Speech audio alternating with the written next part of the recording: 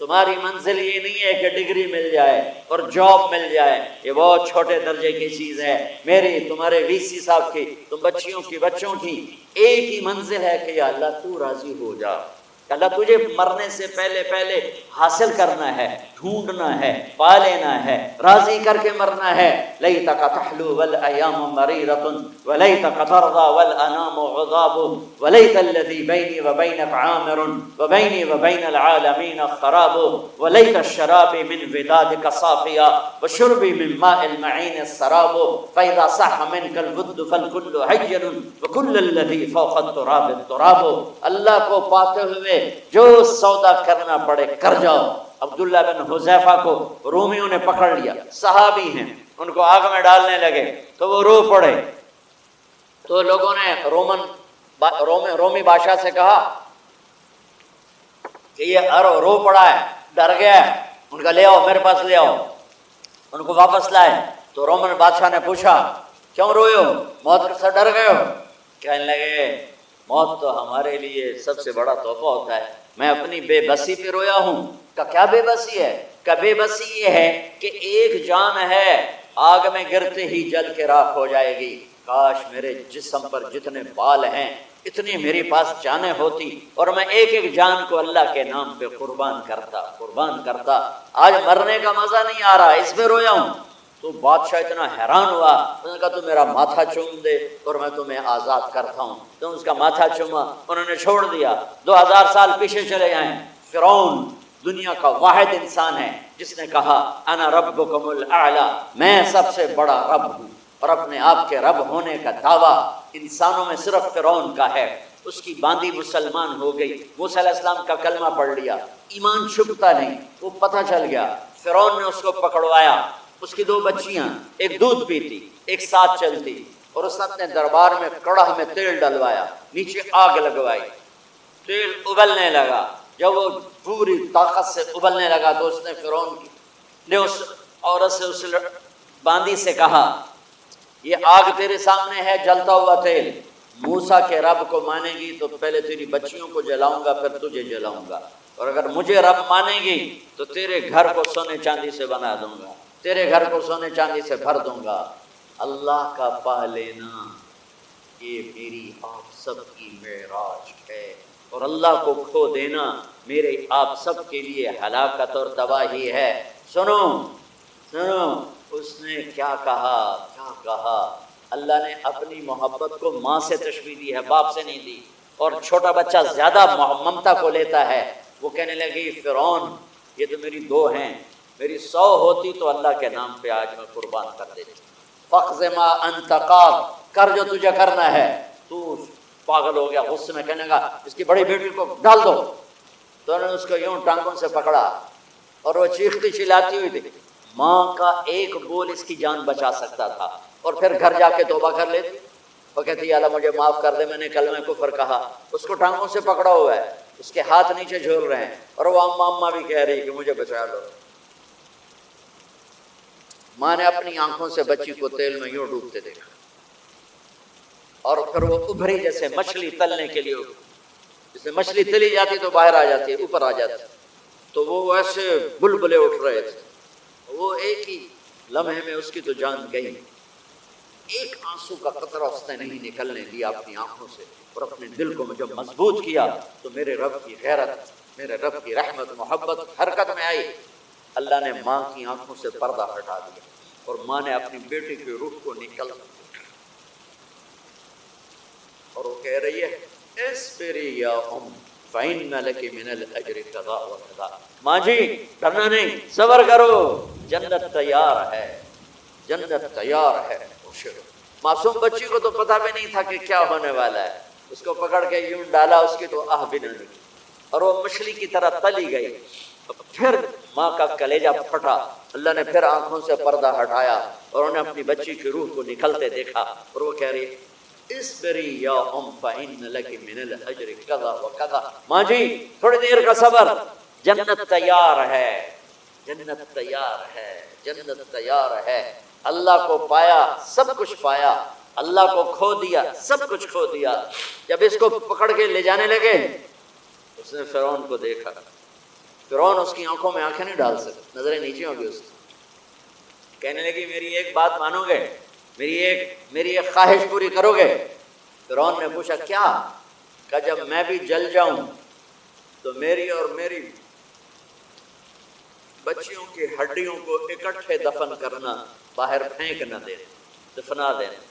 فرعون نے کہا تمہاری یہ خواہش پوری کی جائے۔ انہوں نے کہا پھر پیچھے ہٹ جاؤ، میں نے اللہ کو جان دینی ہے، مجھے دھکا دینے کی ضرورت نہیں ہے، میں اپنے اللہ سے ملنے جا رہا ہوں۔ سبحان، جب اللہ مطلوب ہوتا ہے تو موت محبوب بن جاتی ہے، جب اللہ کی نافرمانی ہوتی ہے تو موت سے نفرت ہو جاتی ہے، مرنا عذاب نظر آتا ہے۔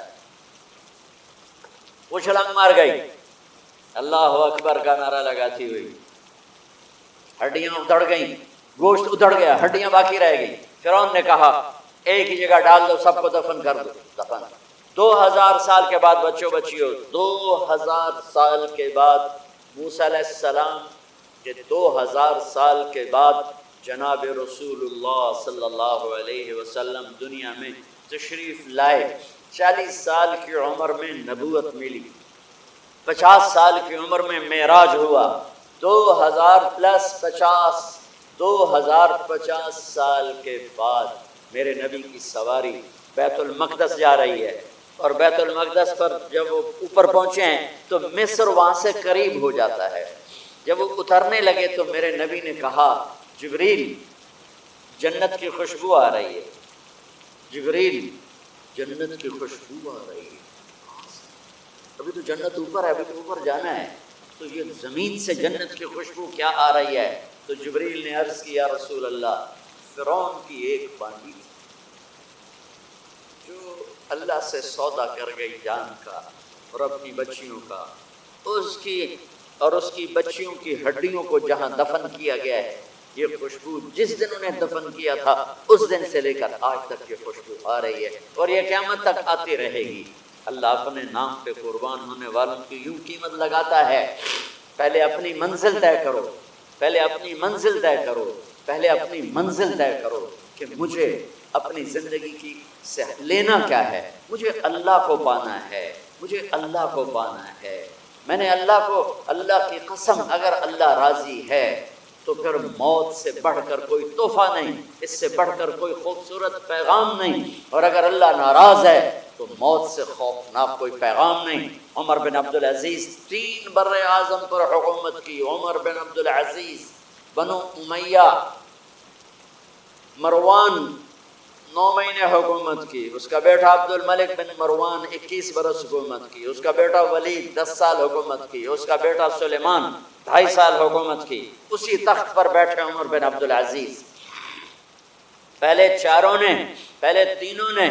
چاروں نے اللہ کے شریعت کو قربان کیا حکومت کے لیے۔ عمر بن عبدالعزیز نے اپنے آپ کو قربان کیا اللہ کے لیے، حکومت کو پاؤں کے تلے رکھا اور اللہ کی رضا کو سامنے رکھا۔ ان کو زہر دیا گیا، جب ان کی موت کا وقت قریب آیا تو انہوں نے رجا بن حیوہ کو بلایا۔ سننے والی بات ہے بچوں، ان سے فرمانے لگے سنو، میں نے 3 بادشاہوں کو قبر میں اتارا۔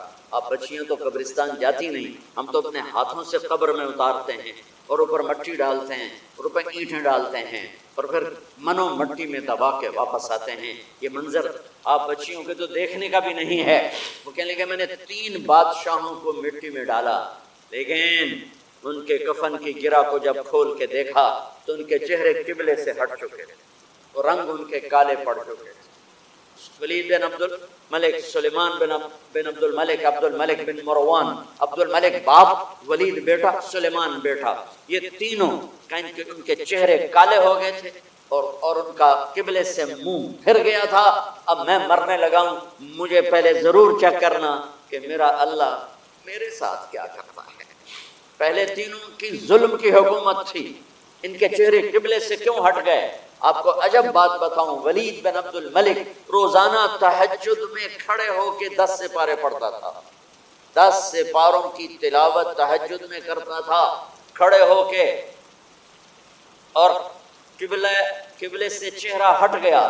سلیمان بن عبد الملک تہجد گزار، چہرہ قبلے سے ہٹ گیا، ظلم کیا، ظلم کیا، ظلم کیا، خون کو پانی بنا دیا، حکومت پر شریعت کو قربان کیا، رشتے ناتوں کو قربان کیا، اللہ نے قبلے سے چہرے، نمازیں منہ پہ مار دی، روزے منہ پہ مار دیے، حج زکاتیں منہ پہ مار دی، تہجد ان کے منہ پہ مار دی، اور ان کے چہروں کو قبلے سے ہٹا دیا اور رنگ کالے کر دیے۔ عمر بن عبدالعزیز نے اسی سلطنت کو عدل سے بھر دیا، اسی سلطنت کو عدل سے بھر دیا۔ کیسی سلطنت کی؟ جب گورنر تھے تو 60 اونٹوں پہ سامان چلتا تھا، جب امیر المومنین بنے تو بچے کہنے لگے ماں سے، بچے بچیاں 12 تھے، ماں سے کہنے لگے کہ عید کا موقع آ رہا ہے، ابا سے کہو ہمیں نئے کپڑے تو لے کر دیں۔ ان کی ماں کا نام ہے فاطمہ، بچوں کی ماں کا نام فاطمہ بنت عبد الملک۔ یہ دنیاوی سٹیٹس میں سب سے بڑی خاتون گزری ہے، آج تک اس کے لیول کی کوئی عورت نہیں آئی۔ دادا بادشاہ، باپ بادشاہ، 4 بھائی بادشاہ، 6 خامن بادشاہ، 7 نسبتوں سے یہ عورت شہزادی رہی ہے۔ حضرت عمر گھر آئے، بیگم نے کہا بچے کپڑے مانگ رہے ہیں۔ حضرت عمر کہنے لگے میرے پاس تو پیسے نہیں ہیں، تنخواہ میں تو مشکل سے روٹی پوری ہوتی ہے، کہاں سے لے کر؟ تو تھوڑی دیر خاموش رہی بیگم، پھر کہنے لگی آپ ایسا کریں اگلے مہینے کی سیلری ایڈوانس لے لیں، اس سے میں کپڑے لے لیتی ہوں اور روٹی کا خرچہ میں مزدوری کر کے گھر بیٹھے مزدوری کر کے چلا لوں گی، آپ 1 مہینے کی تنخواہ ایڈوانس لے لیں۔ حضرت عمر بن عبدالعزیز واحد خلیفہ ہیں جن کے دور میں 3 بر اعظم میں زکوٰۃ لینے والا باقی نہیں بچا تھا۔ یہاں لاہور بھی ان کی حکومت کے نیچے تھا، جنوبی اسپین فرانس ان کی حکومت کے نیچے تھا، کاشغر تک ان کی حکومت کے نیچے تھا، استنبول کے دروازوں تک ان کی حکومت تھی۔ 3 بر اعظم میں ایک آدمی زکوٰۃ لینے والا نہ بچا، اور اپنا حال یہ ہے کہ بیگم سے کہہ رہے ہیں پیسے کوئی نہیں، کپڑے کہاں سے لے کر دوں؟ اور بیگم طریقہ بتا رہی ہے کہ آپ اگلے مہینے کی تنخواہ ایڈوانس لے لیں، اس سے میں کپڑے لے لوں گی، اور چولہے کا خرچہ، روٹی کا خرچہ میں گھر بیٹھ کے مزدوری کر کے کما لوں گی۔ تو حضرت عمر کہنے لگے ہاں یہ ٹھیک ہے۔ باہر آئے وزیر خزانہ مزاحم، انہیں بلایا کہ بھائی ہمیں اگلے مہینے کی تنخواہ ایڈوانس چاہیے، یہ تنخواہ والے لوگ بیٹھے ہوئے تنخواہیں لیتے ہیں۔ اس نے کاغذ قلم آگے رکھ دیا، کہا حضرت یہاں لکھ کے دے دیں آپ 1 مہینہ زندہ رہیں گے میں تنخواہ دے دیں، آپ مجھے لکھ کے دے دیں آپ 1 ماہ زندہ رہیں گے میں آپ کو تنخواہ دے دیتا ہوں۔ چپ کر کے اٹھے، ایک لفظ نہیں بولے، گھر گئے۔ حضرت اپنی بیگم فاطمہ سے کہا بیگم بچوں سے کہہ دو کہ باپ کے پاس کپڑے لے کر دینے کی سکت نہیں ہے، اور خزانے ایسے بھرے پڑے تھے کہ زکوٰۃ لینے والا کوئی نہیں تھا۔ عید کی نماز ہوئی، نماز کے بعد جب ساری فیملی ملنے آئی اور بچے بھی ملنے آئے تو ان کو دیکھ کر ان کی آنکھوں میں آنسو آ گئے۔ کہنے لگے بچوں آج تمہیں دکھ تو ہوگا اپنے باپ پر کہ ایک جوڑا کپڑا بھی لے کر نہ دیا عید کا۔ تو ان کے ایک بیٹے نے کہا ابا جان آج ہم بڑے خوش ہیں، ہمارا سر اونچا ہے کہ ہمارے باپ نے مسلمانوں کے مال پہ ڈاکہ نہیں ڈالا، ہمیں قربانی کا بکرا بنایا، لیکن مسلمانوں کے مال میں خیانت نہیں کی۔ یہ ان کا طرز حکومت تھا، اس طرح انہوں نے حکومت کی۔ گھر میں تشریف لائے تو بیٹیوں سے بات کی تو انہوں نے منہ پہ ایسے دوپٹہ رکھا ہو، منہ پہ دوپٹہ رکھ کے بات کریں۔ تو فرمانے لگے کپڑا تو ہٹاؤ، دوپٹہ کیوں رکھا ہوا ہے؟ تو گھر کی خادمہ زور زور سے رونے لگی، کہنے لگی امیر المومنین آج آپ کی بیٹیوں نے کچا پیاز توڑ کے روٹی کھائی ہے تو وہ اس کی بو ہے منہ میں، آپ کو بو سے نفرت ہے اس لیے منہ پہ کپڑا رکھ لیا ہے۔ تو حضرت عمر اتنا روئے کہ ان کی داڑھی تر ہو گئی۔ کہنے لگے آخر میں جب تھوڑا آسرے میں آئے کہا میری بیٹیوں تمہارا باپ تمہیں بڑے اچھے کھانے کھلا سکتا ہے لیکن میں جہنم کو برداشت نہیں کر سکتا، میں جہنم کی آگ برداشت نہیں کر سکتا۔ اب مرنے کا وقت آ گیا۔ جب وہ گورنر تھے تو 60 اونٹوں پہ ان کا سامان چلتا تھا، اور جب وہ امیر المومنین بنے تو عیادت کے لیے لوگ آ رہے تھے تو صالح عیادت کے لیے آئے، فاطمہ کے بھائی کپڑے دیکھے امیر المومنین کے تو بہن کو ایک طرف کر کے فرمایا، بڑے نیک سرداروں میں سے تھے یہ مسلمہ بن عبد الملک، کہنے لگے امیر المومنین کے کپڑے تبدیل کروا دو، لوگ پوچھنے آ رہے ہیں تو میلے کپڑے اچھا نہیں لگتا۔ کہا جی بھائی کرواتی ہوں۔ اگلے دن جب وہ حال پوچھنے آئے تو پھر وہی کپڑے تھے، تو انہوں نے ان کو الگ جا کر کہا بہن میں نے تمہیں کہا تھا کپڑے بدلوا دیتی، کیوں نہیں بدلوائے؟ تو وہ رونے لگی، کہنے لگی کہاں سے بدلواؤں، جوڑا ہی ایک، کہاں سے بدلواؤں؟ اور حکومت کتنی تھی؟ 3 بر اعظم، 3 بر اعظم کی حکومت۔ ہمارا تو پٹواری امان کا نہیں ہے، تو 3 بر اعظم کی سلطنت لے کر ایک جوڑے میں اللہ سے ملنے جا رہا ہے۔ جب ان کا انتقال ہوا، سلیمان بن عبد الملک کی ڈیڈ باڈی جب قبر کے قریب لائے اتارنے کے لیے تو ایسے ایسے ہلنے لگا، اس کا پورا جسم ہلنے لگا۔ تو اس کے بیٹوں نے کہا کہ ہمارے ابا زندہ ہیں، تو حضرت عمر نے فرمایا بیٹو زندہ نہیں ہیں، عذاب قبر جلدی شروع ہو گیا ہے، عجل اللہ بالعقوبہ، قبر کی پکڑ پہلے شروع ہو گئی ہے، چھپا اپنے باپ کو جلدی۔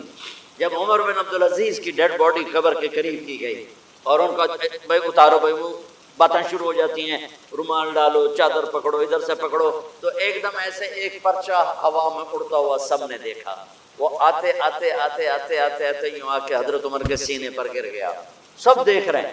جب پرچے کو اٹھا کے دیکھا گیا تو اس پہ ایک سطر پہ لکھا تھا بسم اللہ الرحمن الرحیم، اور دوسری سطر پہ لکھا تھا براءۃ من اللہ لعمر بن عبد العزیز من النار، یہ عمر کے لیے جہنم کی آگ سے نجات کا پروانہ۔